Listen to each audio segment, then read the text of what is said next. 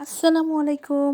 চলে আসলাম আবারও আরেকটা রেসিপি নিয়ে। এখন বাজারে প্রচুর পরিমাণে জলপাই আচার পাওয়া যাচ্ছে, আর আমরা আচার দিব না জলপাই, তা কি কখনো হয়? তো ফ্রেশ জলপাই দিয়ে আচার দেওয়ার জন্য নিয়ে আসলাম আপনাদের জন্য এই টক মিষ্টি ঝাল রেসিপি। প্রথমে হচ্ছে আমি একটা কড়াইতে প্রায় 1 কাপ পরিমাণে সর্ষের তেল দিয়ে তাতে কিছু পাঁচফোড়ন দিয়ে দিয়েছি এবং প্রায় 5-6টা পরিমাণে রসুন আমি আস্ত কোষ করে রেখেছি এবং ওটা আমি দিয়ে দিচ্ছি তেলের মধ্যে। তারপরে হচ্ছে 1 চামচ আদা বাটা, 1 চামচ রসুন বাটা। চেষ্টা করবেন আদা রসুনটাকে একটু পানি ছাড়া বাটার জন্য বা সিরকা দিয়ে বাটার জন্য। তারপরে হচ্ছে আমি এখানে দিয়ে দিচ্ছি কিছু আস্ত শুকনা মরিচ, 5-6-7টা হবে, যেহেতু আচারটাই হচ্ছে টক মিষ্টি ঝাল আচার।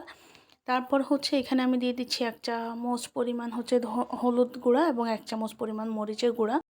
এটাকে দিয়ে হচ্ছে আমি ভালো করে মিশিয়ে নিব। তারপর হচ্ছে এখানে আমি অ্যাড করছি সরিষা বাটা। এখানে হচ্ছে আমি প্রায় 2 টেবিল চামচের পরিমাণ সরিষা বাটা ইউজ করেছি। এখানে সাদা সরিষাটা ইউজ করেছি আমি। এইগুলা দিয়ে সব কিছু দিয়ে ভালো করে হচ্ছে মিশিয়ে নিচ্ছি এবং চুলার আঁচটা হচ্ছে মিডিয়াম হিটে আছে। তারপরে স্বাদ মতো হচ্ছে একটু লবণ দিয়ে দিচ্ছি আমি। এবার হচ্ছে এটাতে আমি যেহেতু আমি আচারটা অনেকদিন পর্যন্ত সংরক্ষণ করব, আমি চাচ্ছি হচ্ছে এমনিতেই সংরক্ষণ করার জন্য প্রায় 1/2 কাপ পরিমাণে হচ্ছে সিরকা দিয়ে আমি মশলাটাকে একটু কষিয়ে নিচ্ছি। কোনোভাবেই এখানে পানি ইউজ করা যাবে না। পানি ইউজ করলে আপনি আচারটা সংরক্ষণ করতে পারবেন না। আপনাকে খুব দ্রুত শেষ করে ফেলতে হবে। তারপর হচ্ছে এখানে দিয়ে দিচ্ছি হচ্ছে আমি 3 টেবিল চামচ পরিমাণ হচ্ছে চিনি। মিষ্টিটা হচ্ছে আপনারা আপনাদের স্বাদ অনুযায়ী দিবেন। আমি যেহেতু একটু টক মিষ্টি ঝাল দুইটাই চাচ্ছি, সেই জন্যই হচ্ছে আমি একটু কম দিয়েছি। তারপরে হচ্ছে এখানে আমি জলপাইগুলোকে একটু কেটে ভাপ দিয়ে নিয়েছিলাম। এখন সেই জলপাইটাই হচ্ছে আমি এখানে দিয়ে দিচ্ছি। ভালো করে হচ্ছে মিশিয়ে নিচ্ছি। এটাকে কিন্তু মিডিয়াম হিটে হচ্ছে আমি রান্না করব। তারপরে হচ্ছে এই যে পাঁচফোড়নটা আমি একটু তাওয়ায় তেলে হচ্ছে গুঁড়ো করে নিয়েছি ফ্রেশ।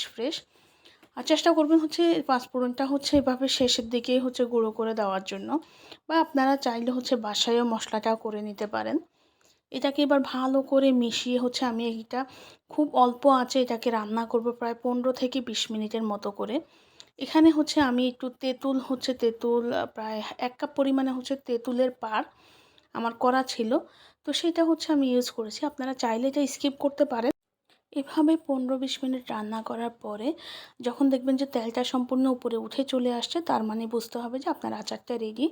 এভাবে হচ্ছে আপনারা কিছুক্ষণ ঠান্ডা করে বয়ামে ভরে 4-5 দিন হচ্ছে রোদ্রে দিয়ে রাখবেন। তাহলে হচ্ছে টোটালি এটা নষ্ট হওয়ার কোনো চান্স নাই। এই জলপাই আচারটা অনেক দিন পর্যন্ত সংরক্ষণ করা যায় যদি ঠিক আমার প্রসেসেই হচ্ছে আপনারা তৈরি করেন। তো অবশ্যই হচ্ছে আপনারা কমেন্ট বক্সে জানাবেন যদি কারো ভালো লেগে বা তৈরি করে থাকেন। অবশ্যই আমাকে জানাবেন যে আপনাদের কেমন লেগেছে। নিত্য নতুন রেসিপি পেতে আমার সাথেই থাকুন। আল্লাহ হাফেজ।